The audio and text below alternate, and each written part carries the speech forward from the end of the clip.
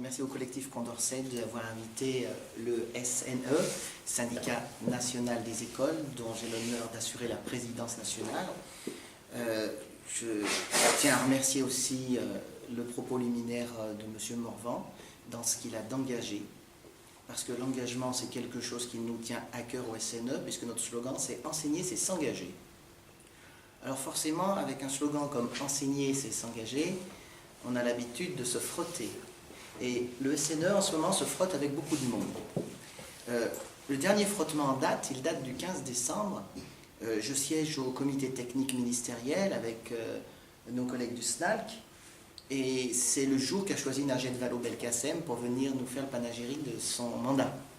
Et à la grande surprise des élus représentants du personnel, nous avons vu une armée d'administratifs au garde à vous, alors que d'habitude nous travaillons avec 4-5 collaborateurs. Et sous cet aéropage bruissait de la présence de Madame la ministre. Donc on a vu Madame Najat Vallaud-Belkacem venir se présenter et faire l'éloge de sa politique et, sortant de toute réserve républicaine, inviter les délégués que nous sommes à faire la promotion de cette politique et à mettre en garde le terrain de ce qui allait arriver. On se serait cru à un meeting du Parti socialiste. Alors bon, l'occasion était trop belle pour me taire. J'ai donc pris à partie directement Mme Najat Vallaud-Belkacem et Mme Florence Robine, qui était à sa droite, pour leur expliquer, de façon assez laconique, qu'une politique ne se juge pas sur ses intentions, mais sur ses résultats. Et qu'en matière d'intention, on ne peut qu'applaudir. Vouloir que tous les enfants réussissent. Vouloir réparer tous les maux de la société. Parce que c'est bien de cela qu'il s'agit. C'est bien de cela que notre école est malade. De cette incapacité qu'ont les politiques à laisser l'école faire ce pourquoi elle est faite. C'est-à-dire transmettre des savoirs. Je dis un gros mot. Puisque l'école d'aujourd'hui a pour mission de tout faire. Alors, la dernière lubie en date, c'est effectivement d'éduquer les enfants à lutter contre le terrorisme. Il y aurait beaucoup à dire. Réfléchir au développement durable, à tous les fléaux de la société. On nous a même enjoint à nous méfier des stéréotypes de genre lorsqu'on enseigne. En oubliant complètement que l'école maternelle continuait de s'appeler l'école maternelle, ce qui est en soi un stéréotype de genre. L'école maternelle assigne la femme à son métier de mère, et une mère ne travaille pas. Donc on est dans une confusion complète de la politique, parce que les politiques, au fil de l'eau, sont à l'écoute des demandes de leurs électeurs, qui sont par nature sans fond. C'est le tonneau d'une Danaïde. Il suffit de régler un problème pour qu'un autre survienne. La facilité politique, c'est de demander à l'école de régler tous les problèmes. Et nous tenons au SNE, la crise de notre école, à ce simple fait qu'à aucun moment, aucun gouvernement, aucun ministre n'a eu le courage de dire « Stop ! L'école n'est pas là pour réparer la société. L'école n'est pas là pour faire ce que les parents ne font pas avec leurs enfants. L'école est là pour transmettre des savoirs, et il n'y a qu'à écouter le recteur, M. Morvan, dans son propos liminaire, faire, lors de son propos, des références historiques, culturelles, littéraires, pour comprendre quelle est la puissance d'un individu qui peut parler avec un socle culturel, avec des références, avec une réflexion. Et puisque M. Morvan nous rappelle que le savoir, c'est la promotion de la liberté, quoi de plus noble pour l'école que de permettre aux enfants de devenir des adultes libres? Eh bien, c'est ce qu'au Syndicat national des écoles, on se propose de faire avec nos collègues du SNALC. Et plutôt que de rester aux critiques, nous avons rassemblé plusieurs nos réflexions pour proposer, juste évidemment, comme par hasard au moment des élections présidentielles, un petit ouvrage que je vous invite à prendre. Il est gratuit en sortant. Et vous verrez que le Syndicat national des écoles et le Syndicat national des lycées et collèges sont main dans la main pour faire des propositions concrètes, courageuses, qui n'ont pas vocation à plaire à tout le monde, mais qui ont au moins en commun comme objectif de permettre à l'école de faire ce pourquoi elle est faite, c'est-à-dire de transmettre des savoirs. Et si ces savoirs servent à faire la révolution, qu'importe. Nous ne sommes pas là pour faire ni des personnes employables pour le marché, ni des citoyens dociles. Nous sommes là pour faire des êtres libres, et c'est notre fierté. Et comme disait Gandhi, la fin est dans les moyens comme l'arbre est dans la graine. Comment enseigner à être libre si on ne l'est pas soi-même? Je reprends donc la proposition de monsieur le recteur. Il faut que les enseignants soient libres d'enseigner. Et c'est là, effectivement, qu'on se retrouve confronté à tous les problèmes injonctifs et je dirais même au piège qui est celui qui est tendu par le statut de la fonction publique. Le statut de la fonction publique protège. Les enseignants sont des fonctionnaires. Il est donc naturel, et c'est quelque chose de partagé, qu'on échange un peu de liberté contre beaucoup de sécurité. Sécurité de l'emploi, protection juridique du fonctionnaire. C'est quelque chose qui est un accord tacite, qui invite finalement sur le terrain, et je le déplore, beaucoup de collègues à surseoir à leur révolte, à leur intuition, à leur conviction, en échange d'un peu de docilité qui leur assurera la protection et de vivre tranquille. Il est très compliqué quand on est fonctionnaire de se révolter, il l'est encore plus quand on est enseignant, et il suffit de voir le taux d'enseignants syndiqués dans le premier degré pour comprendre que cette révolte, elle reste très confidentielle. Pour autant, on ne fera pas de progrès dans l'école tant qu'on n'aura pas donné aux enseignants eux-mêmes le pouvoir de la transformer. Et vous lirez dans l'école des fondamentaux, le chapitre que j'ai rédigé, que la révolution qu'on propose pour l'école, elle commence par le terrain, par les enseignants eux-mêmes, par les personnels. En quelques mots, on peut aussi retracer, je dirais, l'historique de ce qui s'est passé ces derniers temps, de ces coups de boutoir dans l'éducation primaire de France. Sans aller bien loin, la réforme de 89, la réforme Jospin voulait mettre l'enfant au centre.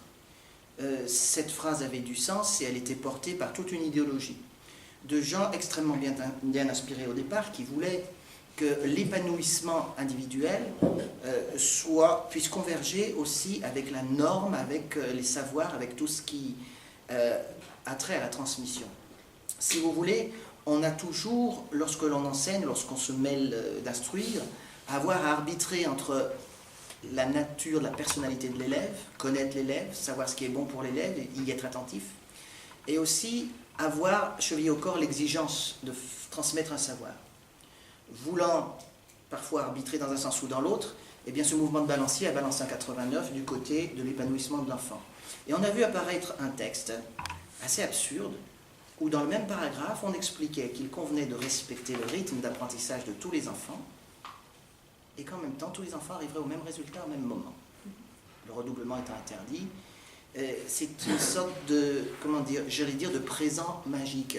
Les textes officiels, quand vous les relisez, ils sont écrits au présent de l'indicatif. L'enfant se développe, il apprend. Il écoute le maître, il est spontanément impliqué dans la tâche. C'est la pensée magique. Tout ce travail du présent indicatif, c'est simplement le résultat de ce que parfois réussissent certains maîtres, les plus brillants, d'arriver à intéresser leurs élèves, à les faire travailler, en donnant dans le simple fait d'apprendre le plaisir qui est le moteur de l'apprentissage. C'est pour ça que l'enseignement est gratuit. Je pense que M. Morvan sera d'accord pour dire que la finalité de l'école est dans le savoir en lui-même. Le savoir porte en lui-même sa propre récompense et sa propre finalité, sans avoir forcément à chercher d'autre chose que la transmission. L'enfant est au centre, et pour éviter qu'on puisse faire barrière à un passage, eh bien on invente les cycles, c'est-à-dire que les programmes sont étalés sur 3 ans. Malheureux l'enseignant qui se retrouve en 3e année. Ce sera le méchant qui devra faire redoubler. Ces choses n'ont plus cours aujourd'hui puisque le redoublement est terminé. 2005, le socle commun. On s'aperçoit quand même que les niveaux baissent et qu'on va être très ferme sur un minimum, un SMIC culturel. Et on sort une idée qui paraît sur le papier très simple, mais qui, au-delà des polémiques, est irréalisable parce qu'on ne va certainement pas apprendre à un enfant doué d'aller plus loin que ce que ses capacités lui permettent. Et donc, encore, sur le terrain, c'est aux enseignants de faire en sorte que chacun apprenne sans avoir plus de moyens, avec toujours autant d'élèves, et avec toujours, je pense, chevillé au corps pour la plupart de mes collègues, cette idée que la classe, c'est une petite nation, et que finalement, on trahit lorsqu'on individualise trop. Le poids du collectif existe, on a envie de se dépasser quand le copain va plus loin. Il y a une alchimie dans la classe, il y a une dynamique, il y a une construction du vivre ensemble, pour reprendre un terme à la mode. une forme de citoyenneté, une forme d'intérêt supérieur que moi-même.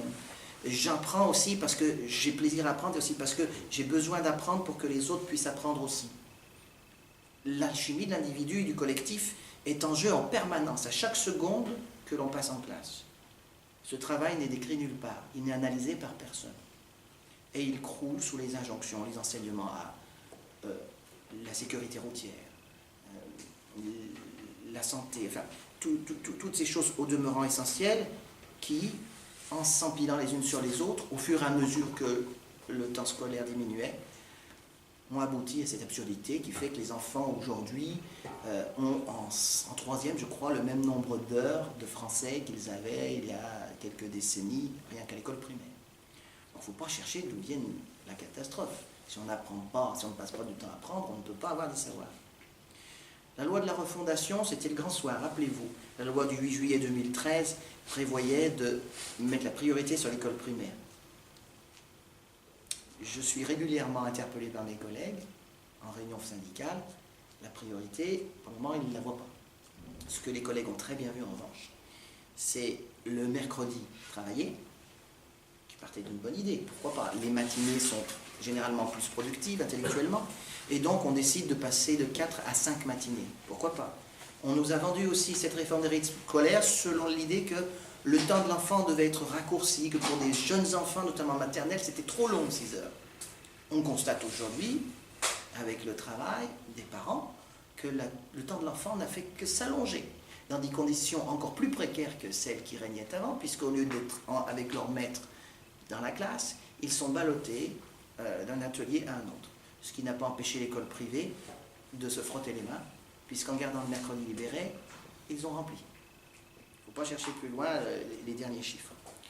Le plan numérique, c'était aussi la panacée. On allait, grâce aux tablettes, permettre aux enfants d'apprendre dans la joie.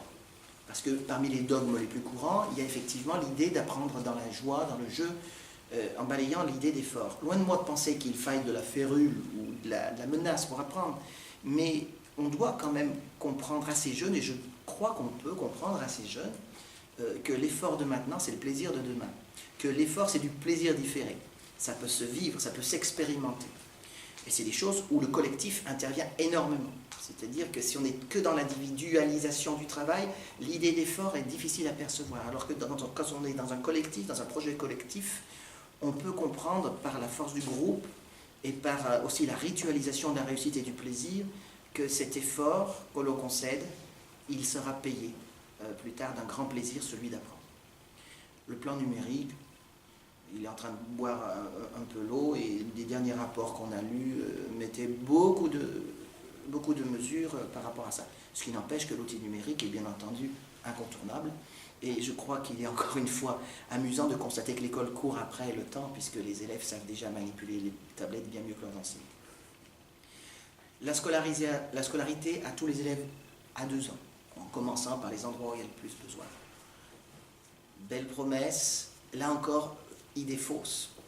Je crois qu'il est beaucoup plus destructeur pour les jeunes enfants de 2 ans de se retrouver en collectivité à 30 quand les conditions ne sont pas réunies, que d'être choyé, accompagné, soit dans une crèche, soit dans une nourrice, soit dans la famille, de façon à pouvoir retarder autant que possible le passage aux contraintes de la collectivité qui sont par nature violentes.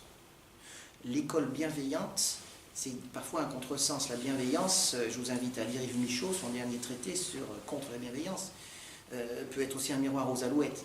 Le collectif est violent. Être en classe, c'est s'ennuyer. Il faut admettre l'ennui, il faut l'accepter, il faut s'y soumettre, parce qu'il y a quelque chose qui dépasse cet ennui de l'instant, c'est la capacité à s'élever. Sortir de soi, éduquer, c'est sortir de soi. Le plus de maîtres que de classe, je tiens à saluer cette proposition née du SNU-IPP, les collègues de la FSU, qui ont depuis des années proposé qu'un maître surnuméraire puisse venir ici ou là dans les classes contribuer à l'effort. C'est une des seules, je dirais, nouveautés qui a en elle des germes intéressants, puisque au lieu d'ajouter une heure de cours, la présence d'un second maître dans la classe enclenche une réflexion dynamique et des expérimentations intéressantes, tant qu'on laisse les collègues piloter, analyser le système. Alors pour terminer, je prendrai un angle un petit peu polémique par rapport à monsieur le recteur. Monsieur le recteur dit, pour moi l'éducation c'est typiquement régalien, c'est l'affaire de l'État. Je suis d'accord. Au SNE, nous défendons un statut d'État. Mais nous devons quand même observer qu'il y a une dialectique de la liberté. Si nous sommes fonctionnaires d'État, cela veut dire que nous nous rangeons derrière quelque chose qui nous dépasse, une forme de, j'allais dire, de transcendance. Est-ce qu'on peut le dire? Est-ce qu'il y aurait quelque chose qui nous amène à obéir à un État qui nous enjoint à faire quelque chose qu'on ne voudrait pas? On se contredit. Et si on va jusqu'au bout de la logique, est-ce que finalement, ce n'est pas mettre l'école en difficulté que d'avoir des familles assignées à résidence par la carte scolaire qui doivent ne pas choisir leur école et critiquer l'endroit où elle se trouve, alors que les enseignants n'ont absolument pas ce choix, ils doivent prendre tout le monde, et s'ils font la fine bouche ou s'ils ont des difficultés, eh bien c'est leur responsabilité qui est engagée. Nous sommes nombreux à penser qu'il serait très confortable et peut-être même décisif de pouvoir dire à une famille mécontente de son enseignant de son école, mais écoutez, qu'à cela ne tienne, allez voir une autre école, de façon à ce que cette tendance lourde qui est que les droits sont du côté des parents et les devoirs du côté des enseignants s'équilibre. Mais ce type de contractualisation d'enseignement, c'est quelque chose qui s'oppose au régalien. Donc pour nous au SNE, le débat est entier. Oui à une éducation nationale, régalienne, à condition qu'elle se fonde sur les enseignants eux-mêmes, sur le savoir, sur le capital hérité des générations précédentes, sur ce quelque chose qui fait unanimité dans la société et que tout le monde puisse partager. Mais à partir du moment où on ne défend plus ses personnels, et je remercie monsieur le recteur d'avoir dit que l'État doit d'abord défendre ses personnels, à partir du moment où on laisse, à Nantes encore il y a 2 jours, un instituteur se faire agresser dans sa classe, quand on laisse des gens comme Marc Monfray, mon collègue directeur, retrouvé pendu dans son école en 2013, quand on laisse des gens comme monsieur Coutel, je cite son nom, tant pis si les internautes le savent, il ne m'en voudra pas, qui est harcelé par son inspectrice en ce moment même et dont je m'inquiète furieusement pour sa santé, tant que les gens seront dans cet état protecteur, tellement ballottés, humiliés, infantilisés, smicardisés, maintenus au silence, alors je crois qu'effectivement il faudra se battre, parce que pour nous, l'école, c'est une institution, c'est quelque chose qui fonde la République tous les jours, c'est quelque chose qui renvoie aux heures glorieuses de la République, aux hussards noirs et au syndicat national des écoles. Nous croyons à cette école et nous déplorons, hélas, qu'elle soit peut-être déjà morte. Merci.